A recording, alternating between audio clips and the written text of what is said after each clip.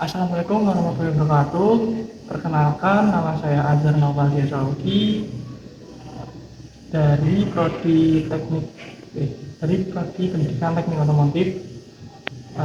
NIM saya yaitu 059. Di sini saya akan mengerjakan tugas media pembelajaran yaitu dengan judul mendiagnosis kerusakan motor starter tipe planetari ini.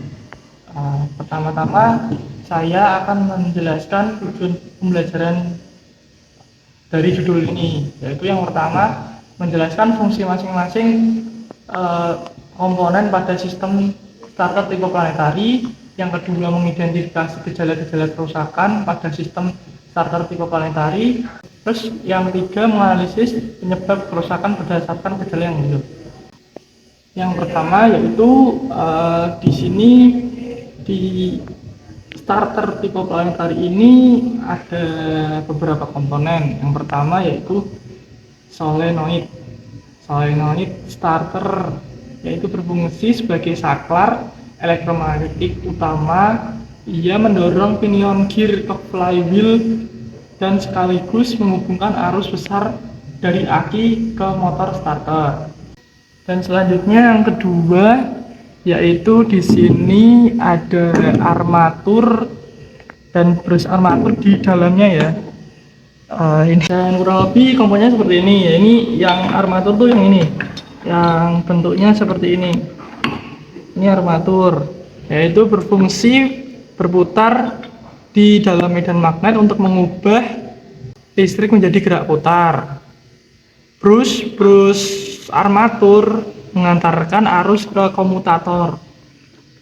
Ini brush ini berfungsi mengantarkan arus ke komutator ini. Ya, terus yang ketiga yaitu planetary gear. Planetary gear itu posisinya tuh ada ya di dalam sini, dalam dekat komutator, yaitu berfungsi memperbesar torsi tenaga putar dari motor starter sebelum disalurkan ke drive gear. Terdiri dari sun gear penggerak, planetary gear, dan internal gear penahan. Dan yang keempat yaitu drive pinion dan clutch pinion gear, off-running clutch pinion. Ya, yang keempat yaitu off-running clutch, gigi kecil yang meneruskan putaran ke flywheel mesin.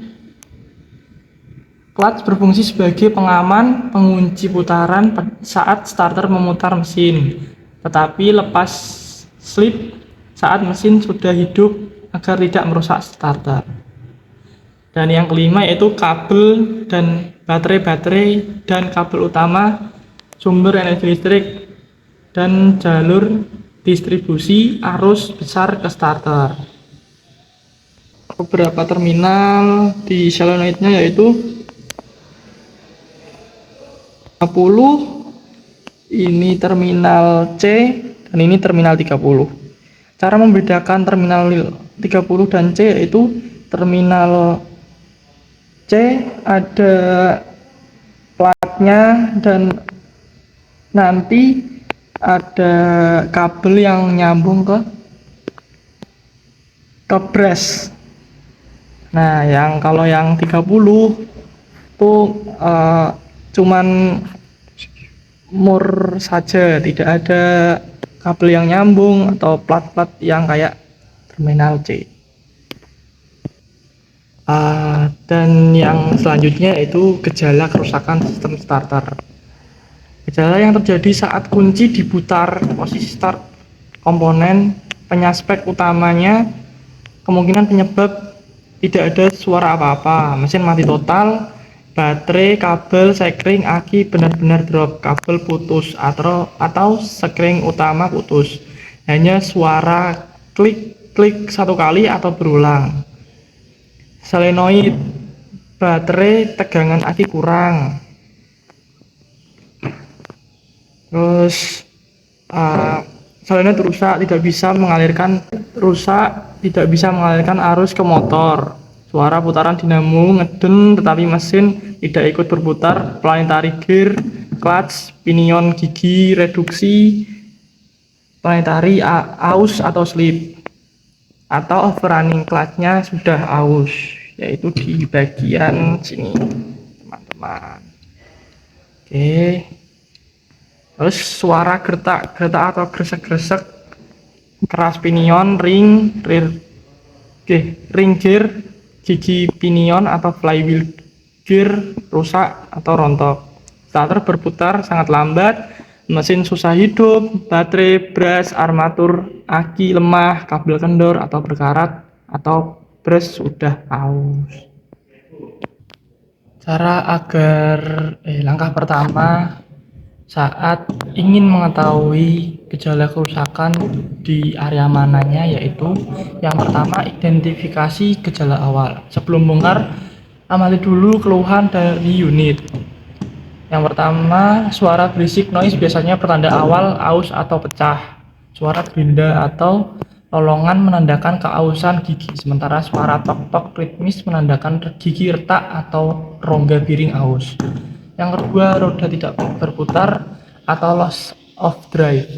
Jika ada gigi patah atau planet karir macet, tenaga tidak tersalurkan ke roda. Yang ketiga yaitu oli bocor dan panas. Kebocoran pada seal ring membuat level oli turun, menyebabkan panas lebih dan keausan cepat karena gesekan logam. Selanjutnya setelah identifikasi yaitu pemeriksaan fisik komponen. Jika gejala sudah terdeteksi, lakukan pembongkaran di assembly. Yang pertama yaitu celah dan aus planet gear, periksa celah antara gear dan pin. Jika longgar atau gear aus tidak rata, segera ganti. Menggunakan dial indikator untuk mengukur keroncingan shaft. Yang kedua yaitu gigi dan spline. Periksa apakah ada spaling, pengelupasan atau retak. Kerusakan ini biasanya akibat beban dinamis berlebih. Yang ketiga yaitu bantalan atau bearing. Pada unit besar, bearing planet yang macet karena beban kompleks bisa memicu kerusakan berantai snowball effect, diawali dari pitting hingga kehancuran total. Yang keempat yaitu crack. Periksa retak halus pada carrier atau ring gear. Di dalam sistem tipe planetary ini biasanya di dekat lasan atau lubang baut. Setelah pemeriksaan fisik komponen yaitu analisis dan perawatan pencegahan. Setelah tahu komponen mana yang rusak, langkah selanjutnya cari akar masalah agar tidak terulang. Yang pertama itu kontaminasi oli. Cek apakah ada serbuk logam, metal debris atau di oli bekas. Keberadaan serbuk menandakan sebuah terjadi keausan parah pada gear atau bearing. Kedua, kesalahan oli di transmisi modern 10 speed oli bekas. Keberadaan serbuk menandakan sebuah terjadi keausan parah pada gear atau bearing. Kedua, kesalahan oli di transmisi modern 10 speed oli bukan hanya pelumas tapi kontrol. Dan yang ketiga, jadwal servis. Sebagian besar kasus seperti pada wheel loader disebabkan oleh jarang ganti oli, debu dan partikel aus menumpuk menyumbat saluran oli dan membuat keausan gear.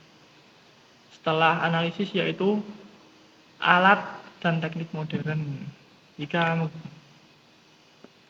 menggunakan alat canggih, diagnosis bisa lebih presisi tanpa perlu bongkar total.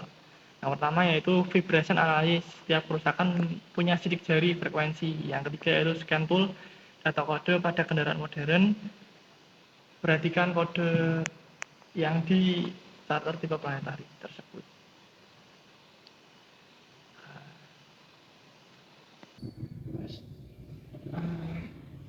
Dan begitulah cara saya menjelaskan tentang materi mendiagnosis kerusakan starter tipe planetary. Terima kasih. Mohon maaf bila ada kesalahan atau kekurangan dalam menjelaskan materi tersebut. Saya Azhar Noval, saya akhiri. Wassalamualaikum warahmatullahi wabarakatuh.